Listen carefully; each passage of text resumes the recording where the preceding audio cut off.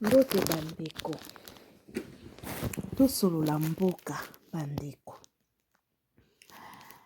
Congolais, joie conscience.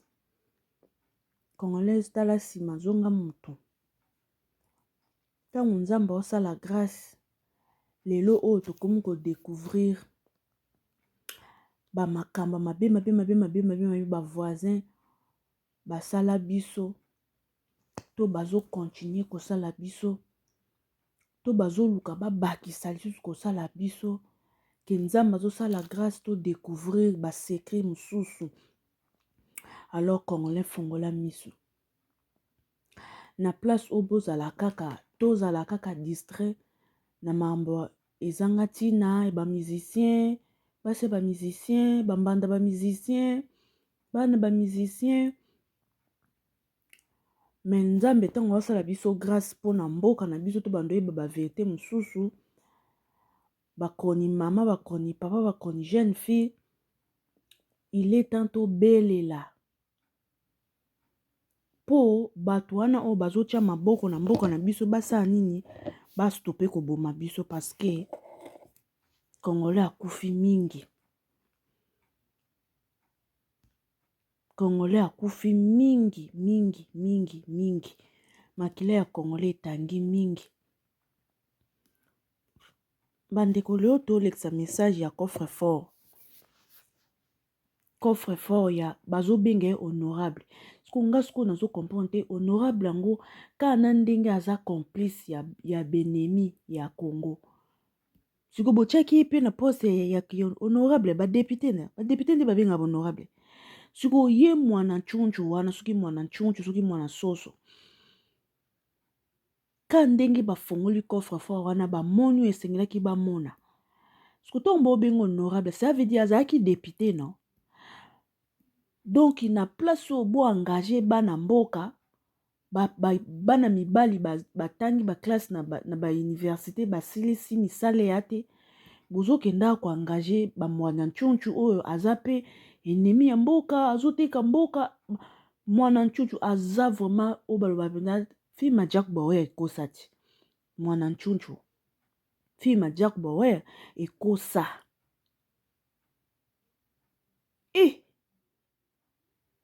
bandeko mwana nchunchu siya ya Paul Kagame na ba misusu na batengi bakombo bafungoli coffre fort tong bakangi ye bakuti ba bande cassette bakuti masasio mindukio bakuti ba telefone ba kamera baninio do mwana nchunchu yoza lokola Poutine oyebi tous les 4 coins ya Congo ekanangi kaka so fini bouton pian Congo mbimbe basili. Il est temps bandeko Congolais tozwa conscience comme nzamba asali biso grâce tozo découvrir ba makambo lelo Congolais nyonso afongoli misu toye koyeba ke ezalaki nde boye balingi basala boye balingi basala boye parce que mutu moto olinga mboka na ye beba ka boye. Mais nzambe tango asala biso grâce to découvrir makambo so tozwa conscience na place oyo tosala makambo ezanga mutu na makolo ndeti ngana comme na ko baye ko ya osala banalise moko kofi fali ezongaki mataki na komo baye bolekisa message makambo oyo ezoleka pe na mboka koya na kofinga mutu te koya na koloba soki ndeni te ozwi ka part ya mboka na yo olobi ka mpona bolamu ya mboka na yo parce que biso ntu toza ba être humain so bango baolinga balingi bango ba vivre malamu pourquoi pas te biso pe tozala malamu biso pe fo tozala malamu ata kutu yango biso tozalaka na ba machine oyo etretaka bomengwa ba richesse yango te bango nde bato bazala ba machine me batika oboma ntango bozozwa richesse bozoboma lisusu wana nde eza malamu te wana nde malamu te bandeko na nga Congo nzambe batela Congo bandeko toyoka explication no ya toyoka information explication ya coffre fort ya mwana nchunchu soki mwana nsemi soki mwana nchunchu soki nani ozoyoka mwana nchunchu fo aka rwandais mwanga chushu me bozwi boki kopesa poste ake honorable Congo ndenge coffre-fort efungwamaki sikoyo biloko yebi ndambu kaka babimisi nabetendo kaka ndambu balandi nanga ndambu kaka papa place ozali zala emotema makasi mama zala emotema makasi bien ndeko na ngai batata bamama bandeko yo place ozali yoka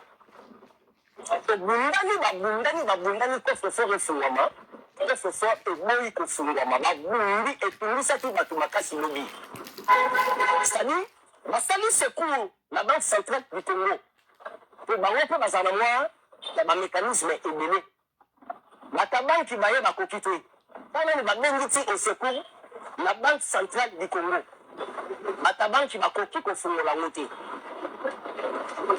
tobundi toye kozwa bagroupe ya baindividu moko boye nde bandingi bafungola coffre-fort wana baindividu wana baye koréussir kofungola coffre-fort wana na 15h30 je dis bien coffre-fort efungami na 15h30 alandi na ngai yango nayebisi bino nakokaki kosupporte te biloko ebimi kuna nazwaki mposa masuba mpe nasubi ndambu na bilamba bolimbisanga mpo émotion elekaki c'est-à-dire lelo nayebisa yo yebango keno donc oyo biso tomonaka eza nde yango te mais oyo sikoyo esalamaka nde emonanaka te donc oye koremarke keno Ouagachuchu donc il est fort même donc aza plus fort plus considéré koleka même Paul Kagame aza plus considéré koleka presque chef de l'état africain donc aza mpenza cerveau monteur ya bamafie donc aza mpenza cerveau monteur oyo communauté internationale ya mabe oyo bautilisaka mpo na biso balangi na ngai ntango bapanzi coffre-fort wana bafungolo na 15h30 eloko ya liboso tobandi babandi kodécouvrir bapareil caméra ebandi kobima na bafoto appareil caméra baye susu kodécouvrir batelefone satellitaire telefone satellitaire wana akosolola na chef de l'état nyonso ya pays oyo akobenga ye donc oyo tobengaka bamalete satellitaire balandi na ngai donc bamalete satellitaire oyo memi macron abengi ye basololi sarkozy abengi ye basololi baidene mpe obengi ye boso c'est-à-dire malete satellitaire wana aosolola monde entier na baprésident tout toye koremarke na kati ya coffre-fort na bapareil satellitaire wana appel téléphonique oyo ye asalaka mais asalaka baappel téléphonique na mindele nde kaka natangeli bino bamafie nyonso ya mindele na baafricain kote baafricain olandeli lisolo na ye asololaka na Paul Kagame donc ndenge babenganaka na Paul Kagame tokuti yango na kati ya coffre-fort toye koremarke ndenge basololaka na João Lourenço eza ngola tokuti yango na kati ya coffre-fort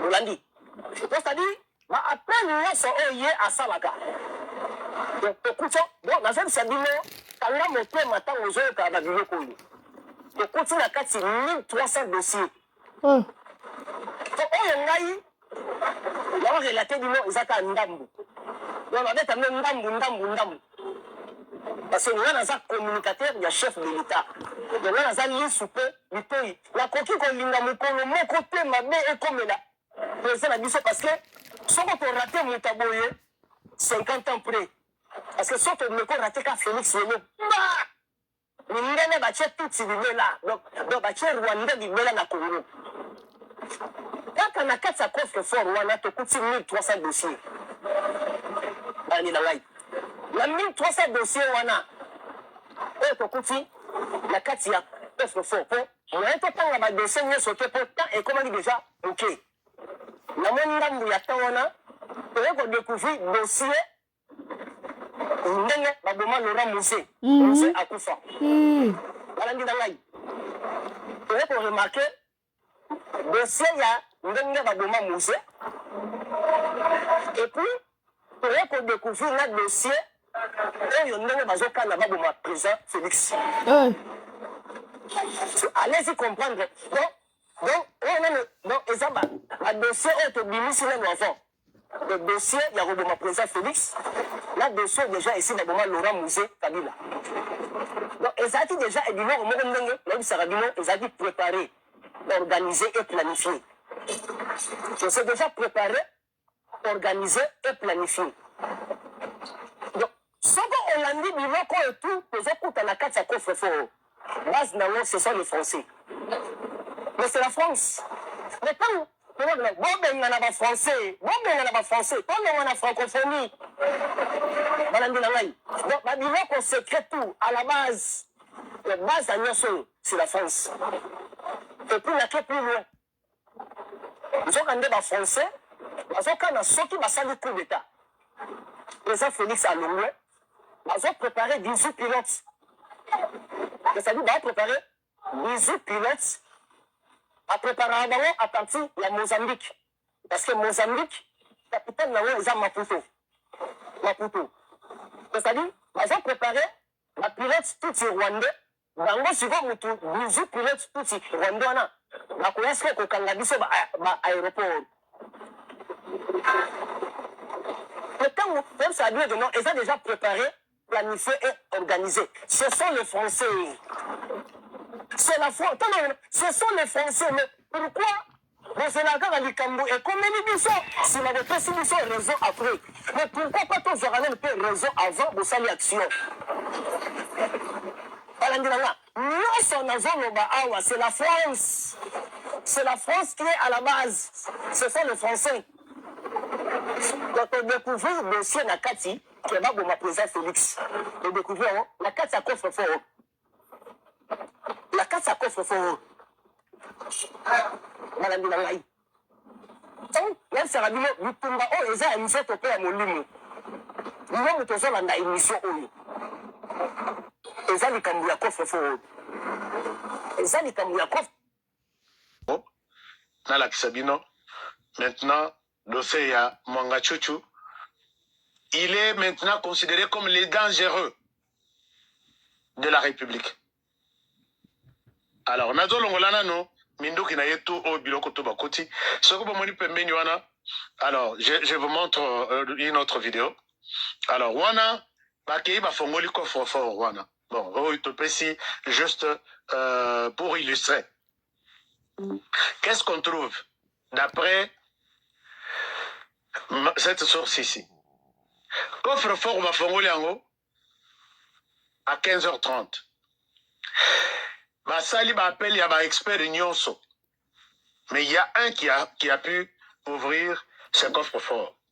À 15h30, na coffre-fort. On trouve une caméra. Donc, on trouve d'abord Balobi, Bakouti, Balobi Eza caserne. Donc, Eza, c'est toute une boîte à Pandore. On trouve 1300 documents de haute sécurité. Ça, c'est une version des faits. Donc, une version, il y a source Moko. 1300 documents, il y a haute sécurité. Quand on dit document, il y a haute sécurité, je vais expliquer. On trouve les téléphones satellitaires qu'on appelle Turaya. Téléphone Wana, c'est un téléphone que moi, j'ai utilisé ça quand j'étais encore chef de bureau à l'Équateur. Vous êtes en pleine forêt équatoriale, vous n'avez pas besoin des réseaux de tous les, on appelle ça Turaya. C'est un téléphone, je pense, fabriqué par les Asiatiques. Alors, téléphone Wana, dès que vous sortez, vous avez un signal du satellite. Vous mettez même des crédits et vous pouvez appeler tout le monde sans passer par nos réseaux locaux ici. Je n'ai pas besoin de Vodacom, je n'ai pas besoin du signal. On trouve ces téléphones-là dans ces coffres. On trouve encore des numéros dans ces téléphones-là. Alors, quel numéro il y avait dans ce téléphone? On trouve les numéros de Paul Kagame, le président rwandais. On trouve les numéros de Museveni, le président ougandais. On trouve les numéros de Sassou Nguesso. On trouve les numéros de Lorenzo. On trouve les numéros du président gabonais et d'autres présidents de l'Occident. Wana, na téléphone Wana, très rapidement, on a retrouvé ça. Alors, on continue. Après, Nini a téléphone, les documents classés top secret, parmi les documents, Moussousou qui parle de l'assassinat de Mzee Laurent Désiré Kabila. Les documents classés top secret. Il y a Mzee Laurent Désiré Kabila. Alors, maintenant, il y a les documents classés top secret donnant les plans. Il y a assassinat, il y a Félix Tshisekedi et Joseph, comment dirais-je, planification de l'assassinat du président Félix Tshisekedi. Voilà. Donc, Negbazo planifié comment assassiner le président de la République. Dans les documents encore, on trouve les documents sur l'intervention de la France. La France qui a accepté de former 18 pilotes. 18 pilotes, tous de la communauté Tutsi formés en Mozambique. Et ces pilotes avaient pour mission de cibler, de piloter les sites de défense, il y a RDC. Géré, financé, envoyé par Mwanga Tchouchou. Alors, l'objectif de cette opération Yaba Pilote, et c'était assurer l'assassinat du président de la République. Plusieurs personnes aussi sont impliquées. Donc, Wana n'a pas de détails, et voilà. Pour des choses qui impliquent plusieurs personnalités. Les gens côté Moussou campagne pour la élection, ils allaient sous-souter. Campagne est commis de père et de mère. Non. Vous allez peut-être ceux qui n'ont pas que procès ya Mwanga Tchouchou. Ceux qui basengi yango, ceux qui battent yango, ceux qui vraiment populaire. Donc la justice va linguer population congolaise. Battre la biso en live total yango. Battre la biso en direct sur la RTNC. Vous allez voir que Moussou Bazoka n'a pas pouvoir en décembre, va pouvoir postuler peut-être. Alors, maintenant, et c'est ce qui nous permet à conclure que, vu la dangerosité de la situation, du monsieur en personne, alobi moyen moto yo azonga na makala, c'est impossible. Il faut te délocaliser des tensions naï. Azakou Tunandolote, il est quelque part. Mais tout le monde sait qu'Azola la connaît. Alors, ça c'est une chose. Deuxième chose, na fouillé pena source na la source. Na lobby, voici ce que j'ai trouvé comme document, comme élément. Est-ce que vous pouvez me certifier ces informations? La personne me dit ceci. La personne la mieux placée. La personne la mieux placée. Alors, elle me dit ceci parce que très souvent, sur les réseaux sociaux, ma manipulation est belle. Mon toko comme texte, ayenango yo copier texte wana, les rolingo publié yango, au bakisi ayo phrase, au longoli ayo phrase. Mais voici ce que la personne me dit. Mais j'ai confiance en cette personne ici et je donne un peu de crédit à ce que je viens de dire. Voici ce que la personne me dit. Je vous fais la lecture exacte. Puisque Moussala Ezalaki, il a vérifié exactement ce qui s'est passé. Allo Biboui. C'est vrai que les gars a caché la clé du coffre et même les experts de BCC n'ont pas pu l'ouvrir jusqu'à ce qu'on a fait venir un expert privé. Le contenu du coffre est très compromettant. C'est ce que la personne me dit. Le contenu du coffre est très compromettant, dont des documents très sensibles, et la Cour a décidé de l'envoyer à la prison d'Endolo, compte tenu de la sensibilité des éléments trouvés dans les coffres. Ceci m'a été, vient de m'être confirmé moi aussi. Chers amis, c'est cette déclaration que moi j'accepte partager avec vous. Tout ce que nous avons écouté là, mais je vous demande d'accepter ce que les messieurs me disent. Les messieurs là, c'est pas la moindre personne. Chers amis, cette émission est suivie et appréciée par Batunyoso Bokanisa Ranavi Wana, qui me font confiance au lobby, parle de ça, c'est vrai. Donc les messieurs, lion à Kosa, donc Kokupusa n'a pas mené na été, léopard Kutu Azatinate. C'est un danger plus que les lions, plus que les léopards. Alors, revenons sur les messieurs en question. Est-ce que vous savez pourquoi Oh Seigneur, c'est horrible. C'est horrible, c'est horrible, c'est horrible. Ça fait mal. Jusqu'à quand Congo irobima na souffrance oyo? Jusqu'à quand? Jusqu'à quand les Congolais vont vivre comme tout être humain dans le monde entier? Jusqu'à quand? Naoki pasi komona ke bitumba oyo ezoleka kuna epa bandeko mosusu kuna tala ndenge botelemi bosali baréaction. Ebongo Congo banda babanda koboma bacongolais, banda babanda koboma bana bike o, les enfants o, les mamans o, les papas o. Qui va parler? Qui? Personne. C'est l'injustice. C'est l'injustice. Yango bozo mona, non, Congo c'est un pays béni. Yango bo mona nzambe nzamba confondre notala na ka mama kata ya ba secret na bino ya coffre fort et ya kobima na poisa. Liko nango bobwakela Kabila Joseph Kabila mobala ma Denise Bere mobala ya nani? Maman Olive pardon. Bobwakela Joseph Kabila China Rambo Bere oye mutaboma Kabila le père. Siko ndeni na kati ya coffre na bino kuna ya mwana shushu dossier bimi kuna nande boboma Kabila le père. Donc assassinat ya Kabila le père tolobani Paul Kagame imposa à Katie.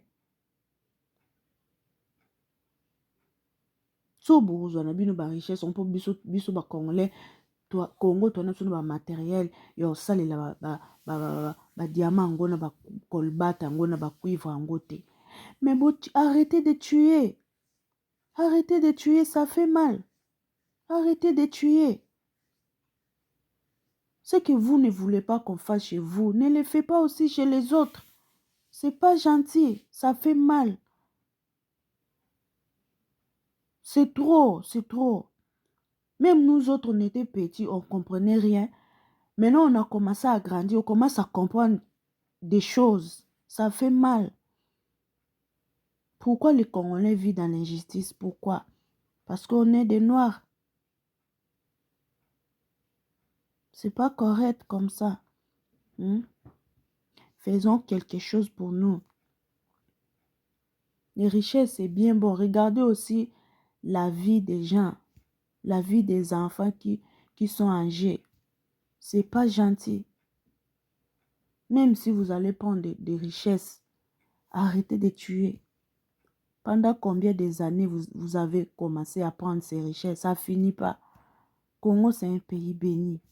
Dieu dort au Congo. Dieu habite au Congo.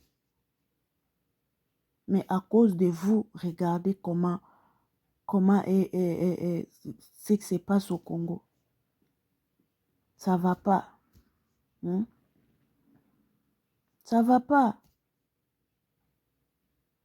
Arrêtez de tuer. Arrêtez, s'il vous plaît. On en est marre. On en est marre. On en est marre. On en est marre. Les enfants meurent tous les jours. Les femmes sont violées tous les jours. On en est marre. Arrêtez, pitié, pitié. Pitié, s'il vous plaît, pitié. Arrêtez de tuer.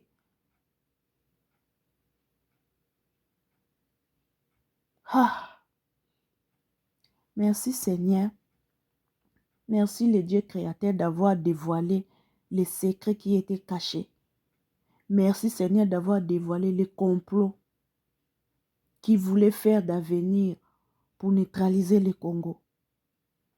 Merci Seigneur. Que tous les ennemis du Congo soient confondus.